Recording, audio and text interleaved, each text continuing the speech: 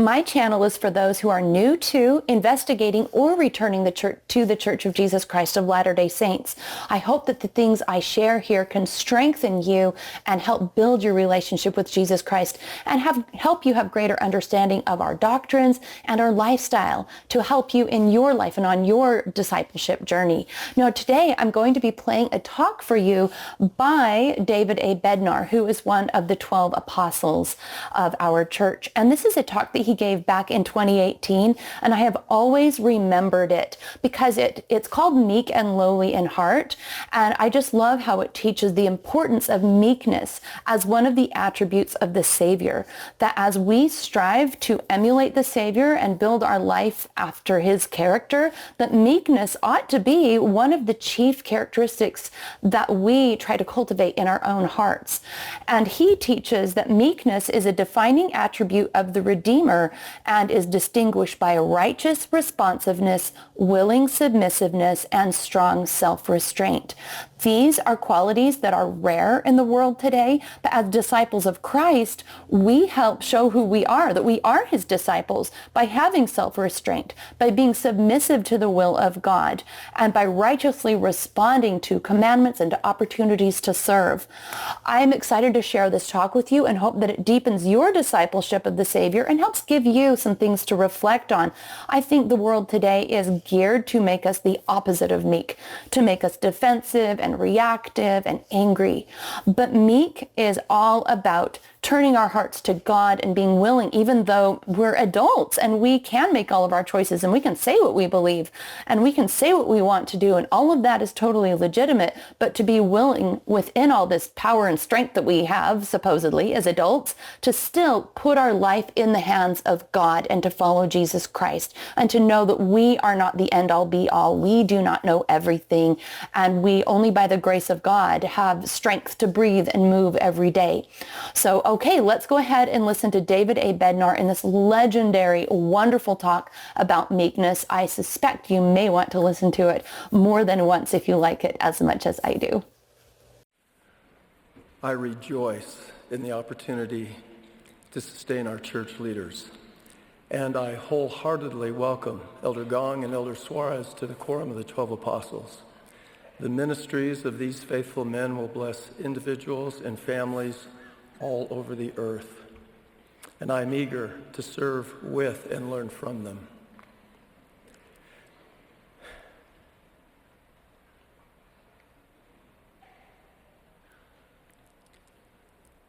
I pray that the Holy Ghost will teach and enlighten us as we now learn together about a vital aspect of the Savior's divine nature that each of us should strive to emulate. I will present several examples that highlight this Christ-like quality before identifying the specific attribute later in my message. Please listen to each example and consider with me possible answers to the questions I will pose. Example number 1.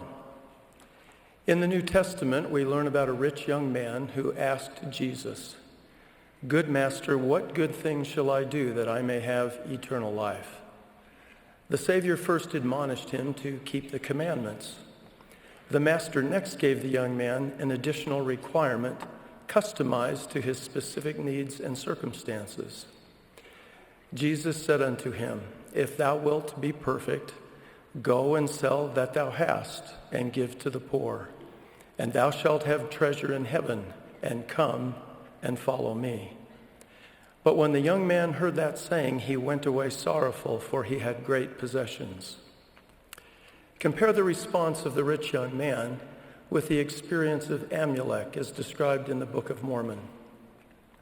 Amulek was an industrious and prosperous man with many kindreds and friends. He described himself as a man who was called many times but would not hear, a man who knew the things of God but would not know. A basically good man, Amulek was distracted by worldly concerns, much like the rich young man described in the New Testament. Even though he had previously hardened his heart, Amulek obeyed the voice of an angel, received the prophet Alma in his home, and provided nourishment to him.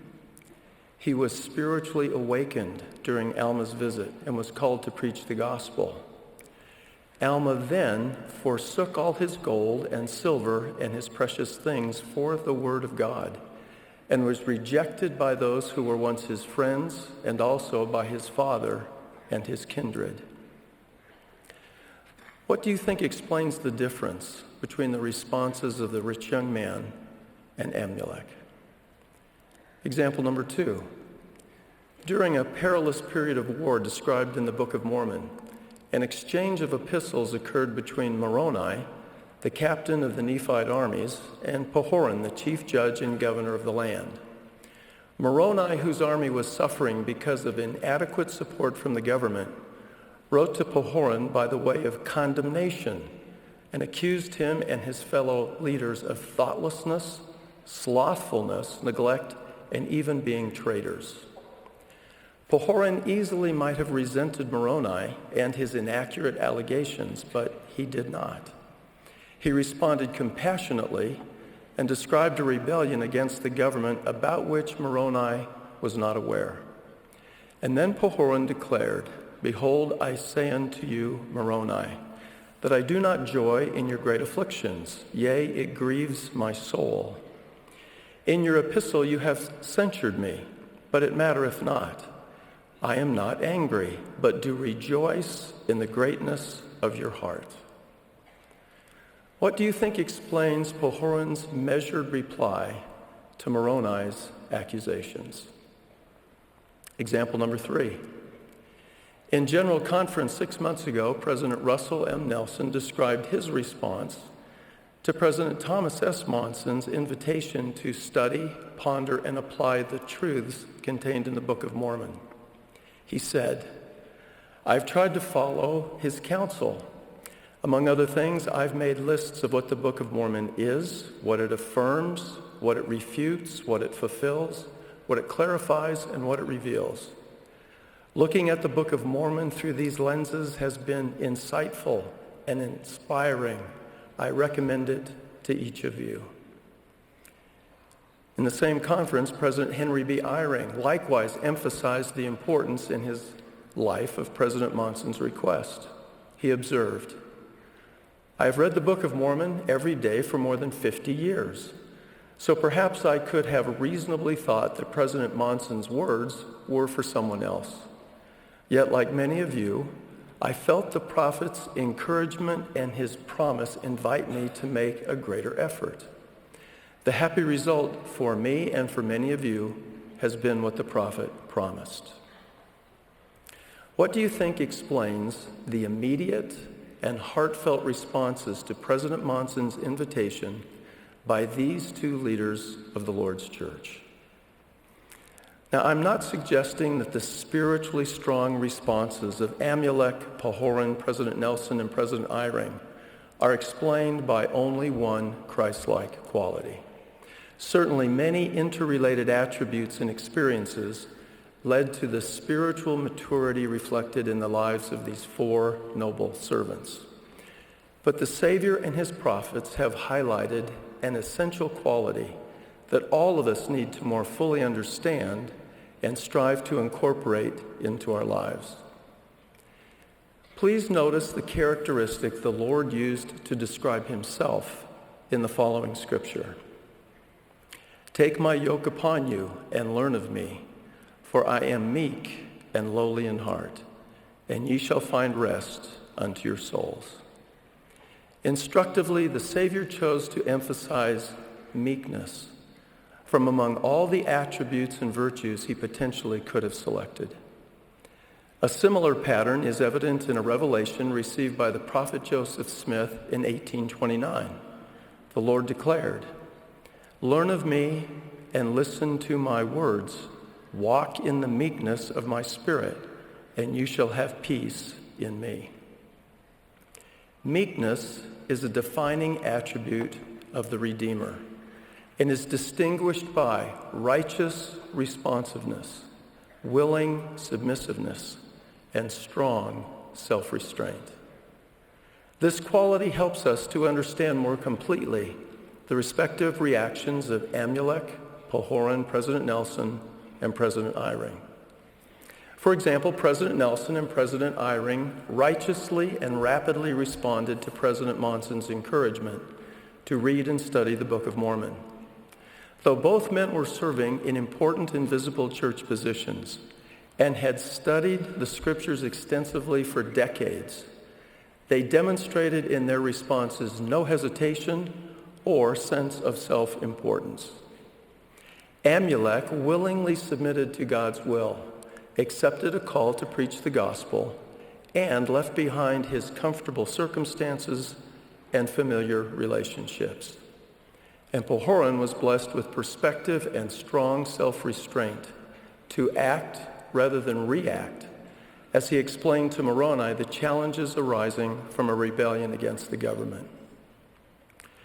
The Christ-like quality of meekness often is misunderstood in our contemporary world. Meekness is strong, not weak, active, not passive, courageous, not timid, restrained, not excessive, modest, not self-aggrandizing, and gracious, not brash. A meek person is not easily provoked, pretentious, or overbearing, and readily acknowledges the accomplishments of others. Whereas humility denotes generally a dependence upon God and the constant need for his guidance and support, a distinguishing characteristic of meekness is a particular spiritual receptivity to learning both from the Holy Ghost and from people who may seem less capable, experienced, or educated, who may not hold important positions, or who otherwise may not appear to have much to contribute.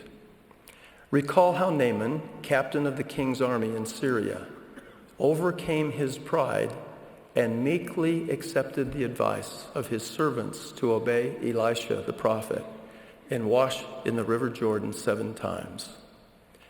Meekness is the principal protection from the prideful blindness that often arises from prominence, position, power, wealth, and adulation.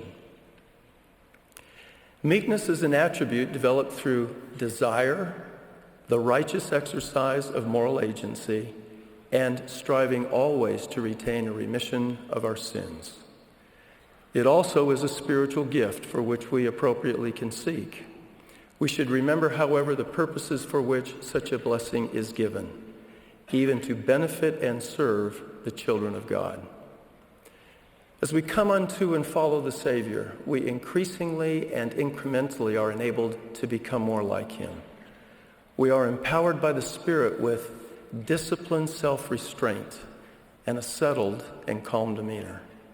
Thus, meek is what we become as disciples of the Master, and not just something we do. Moses was learned in all the wisdom of the Egyptians and was mighty in words and deeds. Yet he was very meek, above all the men which were upon the face of the earth. His knowledge and competence could have caused him to be prideful. Instead, the attribute and spiritual gift of meekness with which he was blessed attenuated arrogance in his life and magnified Moses as an instrument to accomplish God's purposes. The most majestic and meaningful examples of meekness are found in the life of the Savior himself. The great Redeemer who descended below all things and suffered, bled, and died to cleanse us from all unrighteousness, tenderly washed the dusty feet of his disciples. Such meekness is a hallmark characteristic of the Lord as a servant and leader. Jesus provides the ultimate example of righteous responsiveness and willing submission as he suffered intense agony in Gethsemane. And when he was at the place, he said unto his disciples, "Pray that ye enter not into temptation." And he kneeled down and prayed, saying, "Father, if thou be willing, remove this cup from me. Nevertheless, not my will, but thine be done." The Savior's meekness in this eternally essential and excruciating experience demonstrates for each of us the importance of putting the wisdom of God above our own wisdom. The consistency of the Lord's willing submission and strong self-restraint is both awe-inspiring and instructive for us all. As an armed company of temple guardsmen and Roman soldiers arrived at Gethsemane to seize and arrest Jesus, Peter drew his sword and cut off the right ear of the high priest's servant. The Savior then touched the servant's ear and healed him. Please note that he reached out and blessed his potential captor using the same heavenly power that could have prevented him from being captured and crucified. Consider also how the Master was accused and condemned before Pilate to be crucified. Jesus had declared during his betrayal, "Thinkest thou that I cannot now pray to my Father, and he shall presently give me more than 12 legions of angels?" Yet, the eternal judge of both quick and dead, paradoxically was judged before a temporary political appointee. And Jesus answered him to never a word, insomuch that the governor marveled greatly. The Savior's meekness is evidenced in his disciplined response, strong restraint, and unwillingness to exert his infinite power for personal benefit.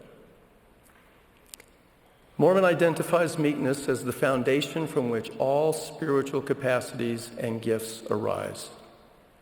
Wherefore, if a man have faith, he must needs have hope, for without faith there cannot be any hope.